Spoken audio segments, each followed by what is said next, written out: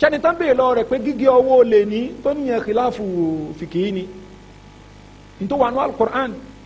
ṣùgbọ́n torí pé yẹn wọn ni wọ́n ó sọ̀pọ̀tì ẹ̀ kò sí orúkọ tán lè pè é ní nǹkan ẹ̀yìn torí pé ó jẹ́ yẹn wọn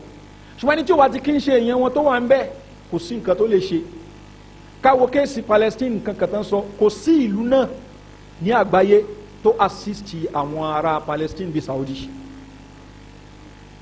ní owó ni àti bẹ́ẹ̀ bẹ́ẹ̀ lọ ṣùgbọ́n kò sí tí Saudi lè ṣe èpè náà ni wọ́n mọ̀ ṣe fún ìgbà tí Mursi wọn wà ń bẹ́ẹ̀ kí ni nǹkan tó ṣe òun àtàwọn Yahudi ni wọ́n jọ wẹ̀wọ́ báyìí débi pé ọ̀rọ̀ tó sọ tó fi tako Yahudi ńgbà tí ó ti dorí oyè Amẹ́ríkà wa ṣe kíni àwọn sọ fún kó sọ báyìí báyìí báyìí ẹ wá láwọn èèyàn ṣe òun gbọ́ yé ni kó change ẹ̀ lẹ́sẹ̀kẹsẹ̀ wọn náà wà ń bẹ́nu so ẹni tí ó ti dé ipò agbára ó lè kí sẹ́lẹ̀ ẹni tó ń bẹ ń pò agbára tó náà bá débẹ̀ ó súnmọ́ kó wọ́ọ̀sì jù lọ. so àwọn Sururiyun yìí wọ́n bá ọ̀pọ̀lọpọ̀ ìlú jẹ́ ni ìgbà tí Muhammad Surur tó lọ sí Kuwait ó ṣiṣẹ́ pẹ̀lú Jamiatu Islah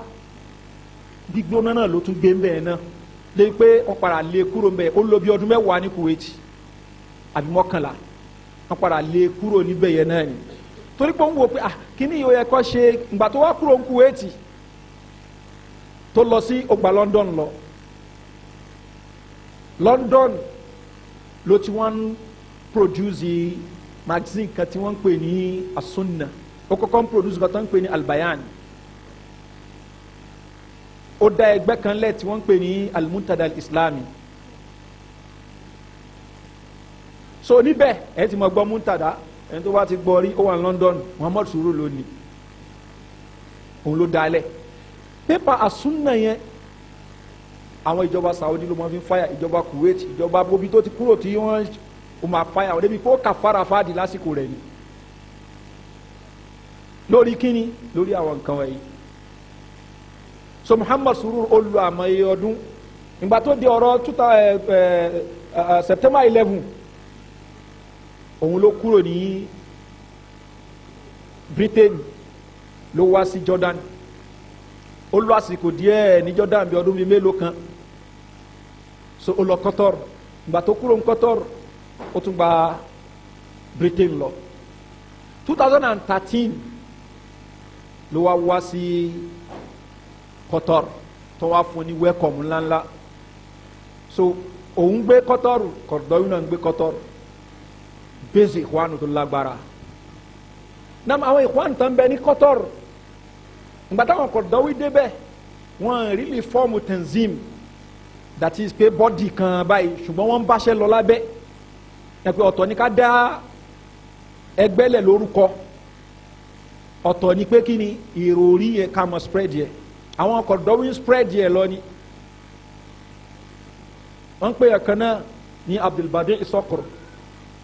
lára àwọn tó ń spread kìíní yẹn ni wọ́n spread yẹ lẹ́yìn pé Abdulbadi Sokor òun ó tún padà lọ sí Emirates tó náà á ń dún ọ̀pọ̀lọpọ̀ àwọn nǹkan wọn bẹ́ẹ̀. so lẹ́yìn ìgbà yẹn ni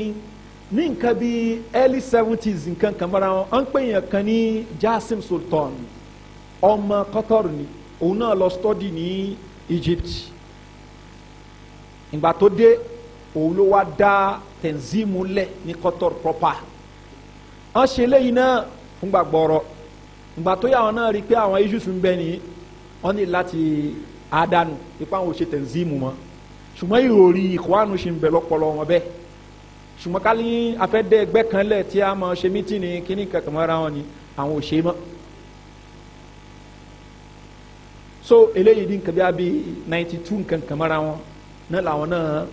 náà fagilé ẹni tá à ń sọ yìí Jassim yìí Sultan àwọn videos yẹ wà dáadáa àwọn interview tó ṣe fún pọ̀ ó láwọn tíra tó kọ ó ń criticize ìkwánu gidigidi ó sì excuse Al-Albani díẹ̀díẹ̀ ipe kò gẹ́tì kíní plan ẹ̀ dáadáa ni pé bọ́sẹ̀ kúdù ní ipe tíra rẹ̀ òun ni ti gbogbo àwọn Al-Qaida kankan mọ́ra wọn náà ń lò dàtí sin tó ti kọ sínú tíra yẹn òun ni gbogbo àwọn jamaatu takfir wal hijra ni tán pé orúkọ wọn gẹ́gẹ́ jamaatul muslimin bọ̀tọ̀ orí pọ́nkà fara àwọn èèyàn náà pé wọ́n ní kí ni jamaatul tekfir wal ijra àbí jamaatul islamiyya ni títí mahmud istanbul àti bẹ́ẹ̀ bẹ́ẹ̀ lọ ni so pé gbogbo àwọn kan wọ̀nyí òun gbà pé Sayyid Qutb ni ló bí gbogbo ẹ̀ ní àti Abul Ala al-Mawdudi sọ̀rọ̀ tí mo ń sọ kò ń ṣe ọ̀rọ̀ tèmi kò ń ṣọ̀rọ̀ Sheikh Bin Baz kò ń ṣọ̀rọ̀ Al-Albani kò ń ṣọ̀rọ̀ Uthaymin ọ̀rọ̀ àwọn èèyàn wọn gángan ni Jasim Sultan ikhwani ni ṣùgbọ́n kúrò láàrin wọn pé ìròrí sì wà ń bẹ ṣùgbọ́n ìròrí líle yẹn òun ò gbà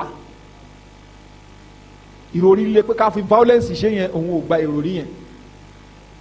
so òun ò pé tá a máa achieve ní ká lo àwọn ọ̀nà bí irú ọ̀nà tẹ Asambana gbé kalẹ̀ yẹn dó ó gbà pé Asambana ò gẹ̀ tiẹ̀ dáadáa náà. so ní Egypt gángan fún rẹ̀ àwọn míì náà ti yà kúrò lára wọn wọn pè ọ̀kan ní Muhammad Habib òun ló jẹ́ igbákejì Mahdi Akif ìyẹn olórí wọn tó kú sẹ́wọ̀n láìpẹ́ yìí òun ló jẹ́ igbákejì ẹ̀ nígbà yẹn ni òun ló yẹ kó jẹ́ murshidu tó lẹ́yìn títí ẹ̀ ṣùgbọ́n wọ́n dọ́gbọ́n sí wọ́n fi gbé fún Muhammad Badi'i sọ́ni tá à ń sọ yìí òun náà kúrò láàrin wọn ó tú àwọn àṣírí wọn síta ó ní àwọn interviews videos tó ṣe pé ó ṣe òun náà ní àwọn tó ń control Ikhwanu nísìn tó ń bẹ ní Maktabul Irshad nísìn àwọn ajihazu al-khas àwọn secret apparatus tá a sọ tá a ní wọn ni wọ́n lò láti fi assassinate so àwọn tán bẹ́ẹ̀ nígbà yẹn tán jọ dọ̀ bẹ́ẹ̀ nígbà yẹn àwọn ni wọ́n ti jó lórí ìsìn so pé wọ́n dẹ̀ farabalẹ̀ onítọ́mọ́ farabalẹ̀ ní irú nǹkan tó ṣẹlẹ̀ níbi kíní rọ́bíà tó di violence tán protest yẹn bí election tó lọ láìpẹ́ náà ìyọ Mursi kúrò ó ní irú ẹ̀ ò ní ṣẹlẹ̀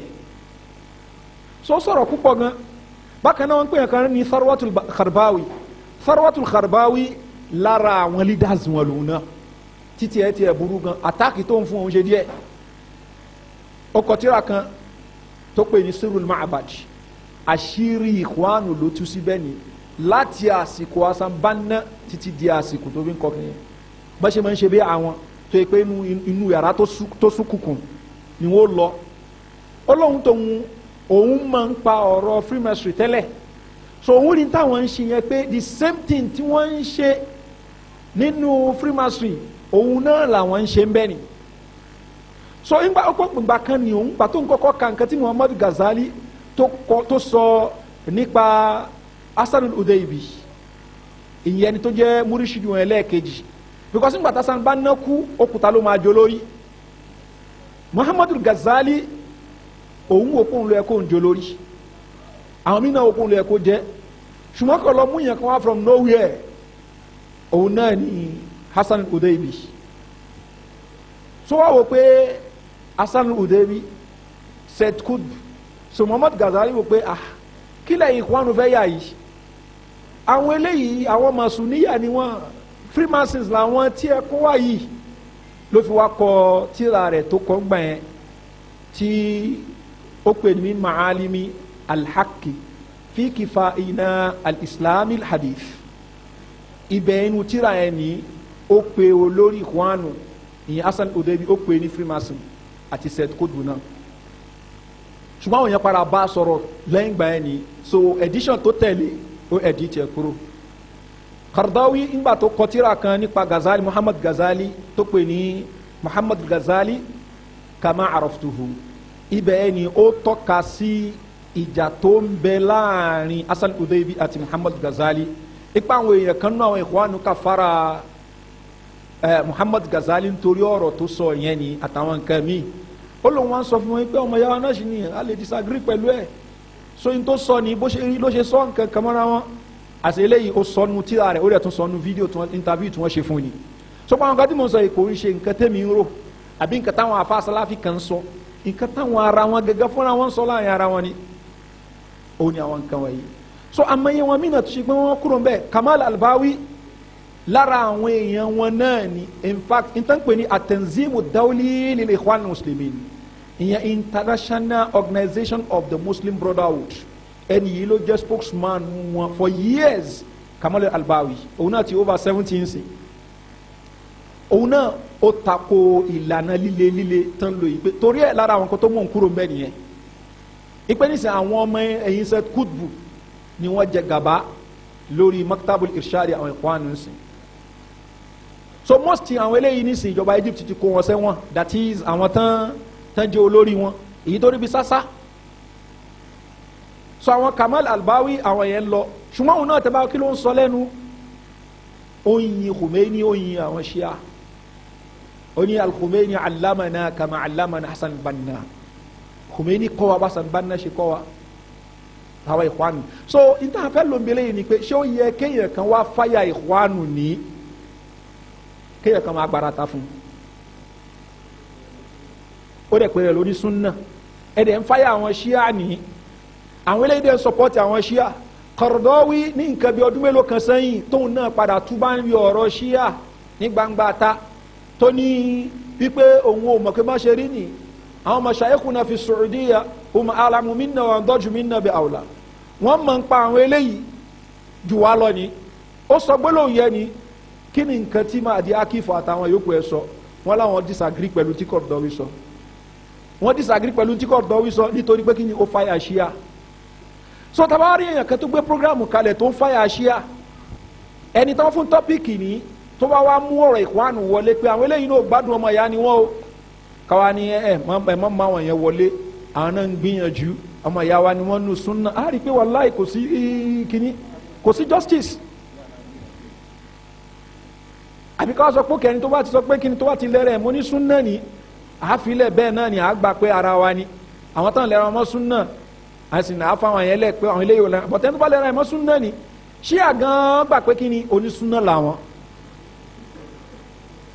Shia wọ́n gbà pé onísúnà ni wọ́n ẹ̀rẹ́ sọ pé Shia ò ṣe súnà rárá at least ó láwọn kan mi tó pa yín pọ̀ tẹ́jọ́ ń ṣe àbí bẹ́ẹ̀ kọ́ ni ó láwọn kan tá à ń ṣe táwọn náà ń ṣe tó yẹ pàṣẹ jọ ń ṣe ni ìyẹn ni àwọn Ikhwanu fi wò pé a lè mọ́ wọn ní tí àwọn Hassan Banna tí àwọn Muhammad Ghazali àwọn Hassan al-Udaybi àwọn Umaru Tilmisani àti bẹ́ẹ̀ bẹ́ẹ̀ lọ ni tó fi wo pé àlele mọ́ wọn ọmọ ìyá wa náà ni wọ́n ṣùgbọ́n àwọn kan sọ fún wa ní Nàìjíríà pé wọn àlè mọ́ sí àwọn ọmọ ìyá wa ṣùgbọ́n àwọn tán kò wọ́n lọ́mọ ìyá wa àní lè má wọn yẹn so sùúrù làwọn yìí náà tó bá sọ pé ta ló ń pè ń sùúrù má disturb rẹ̀ wọ́n gba fọ́ọ̀mù sùúrù tayyar fikru ìròrí ni ẹni tí ìròrí yẹn bá ti jọ ìròrí Muhammad Surur ó ti ẹni sọ wúwọ́ sururiyun kò ní láti gba fọ́ọ̀mù nígbà tán pa àwọn yẹn kan ní Ash'ariyya tán pa àwọn kan ní Maturidiyya tán pa àwọn kan ní Jahmiyya ṣé ń gba fọ́ọ̀mù lọ́dọ̀ Jahmu Safwan ni al-ulama jahamuhum li'annahu yuwafiquna Jahmu Safwan fi aqidatihi torí pé wọ́n ní àkídà rẹ̀ ni so eléyìí kì í ṣọ̀rọ̀ tara it is high time ká fara balẹ̀ ká kọ́ ń pa ẹ̀sìn dáadáa ká kọ́ ń pa àkídà dáadáa so ọ̀gọ̀rọ̀ àwọn èèyàn kò sí ìfarabalẹ̀ so in tó ń bí ọ̀pọ̀lọpọ̀ àwọn nǹkan lọ́wọ́ gbọ́ Saudi àti Kọ́tọ́rù àti kìnnì kan wọ́n ń jà ọ̀pọ̀lọpọ̀ ọmọ tó fà á